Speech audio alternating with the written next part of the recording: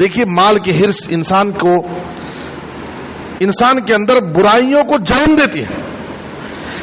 مال و دولت کی ہرس و لالچ ایک ایسی برائی ہے جو برائیوں کو جنم دیتی ہے.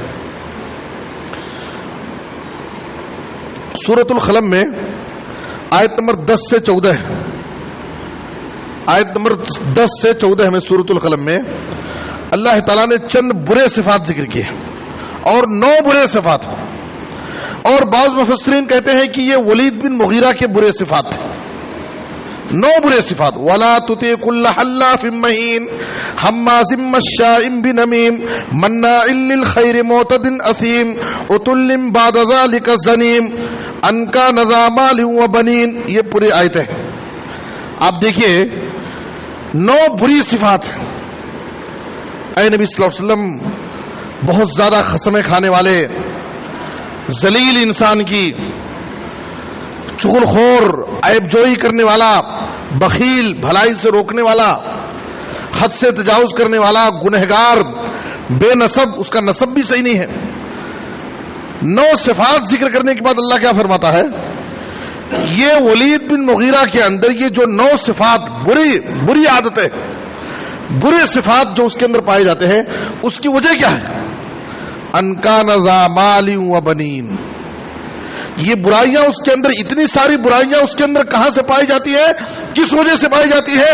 اس لیے کہ اس کے پاس مال ہے اور اولاد ہے، اس کو اپنے مال اور اولاد پر بڑا فخر ہے.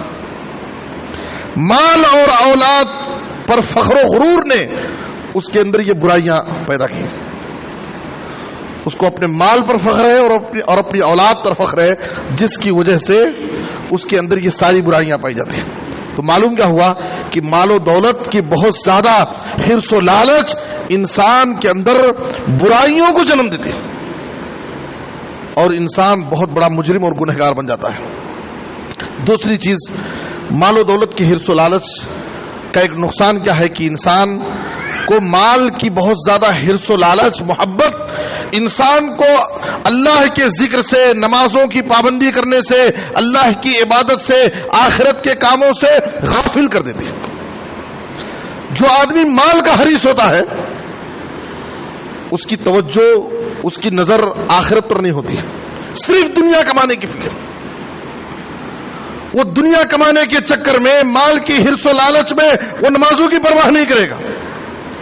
مال کی حرص و لالچ میں وہ روزے بھی چھوڑ دے گا. رمضان کے مہینے میں، رمضان کا مقدس مہینہ آتا ہے، لیکن کتنے ایسے لوگ ہیں کمانے کی فکر میں روزے نہیں رکھتے، اس لیے کہ کہتے ہیں کہ ہم کو بہت زیادہ محنت کرنا رہتا ہے، ہم محنت کا کام کرتے ہیں، روزہ کیسے رکھیں گے؟ تو مال کی حرص ان کو روزے سے روک دیتی ہے، نمازوں سے روک دیتی ہے، جمعہ کی فضیلت اور برکتوں سے روک دیتی ہے. تو یہ ایسی برائی ہے مال کی حرص و لالچ جو انسان کو اللہ کے ذکر سے، اللہ کی عبادت سے غافل کر دیتی ہے. تو ہمیں یہ اس برائی سے اپنے آپ کو بچانا ہے. سورہ منافقون کی آیت نمبر 9 میں اللہ فرماتا ہے، یا ایھا الذین آمنوا لا تلھکم اموالکم ولا اولادکم عن ذکر اللہ ومن یفعل ذلک فاولئک هم الخاسرون. اے ایمان والو، مال اور اولاد کی محبت تمہیں اللہ کے ذکر سے کبھی غافل نہ کرے. مال کی محبت میں آ کر کے، بچوں کی محبت میں آ کر کے اللہ کے ذکر سے، اللہ کی عبادت سے کبھی غافل نہ ہو. ومن یفعل ذلک، اگر کوئی شخص مال کی محبت میں اور اولاد کی محبت میں اللہ کی عبادت سے، اللہ کے ذکر سے غافل ہو گیا، فاولئک هم الخاسرون، تو دراصل خسارہ اور نقصان اٹھانے والے یہی لوگ، آخرت میں یہی نقصان میں رہے.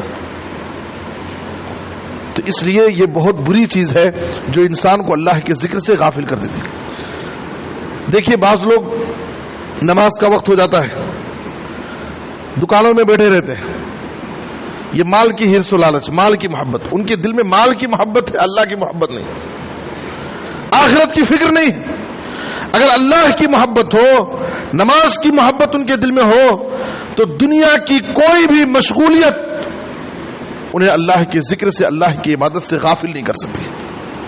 اس لیے مال و دولت کی حرص و لالچ ہمیں اپنے دل سے نکال دینا چاہیے، ورنہ ہم اللہ کی عبادت سے محروم ہو جائیں گے.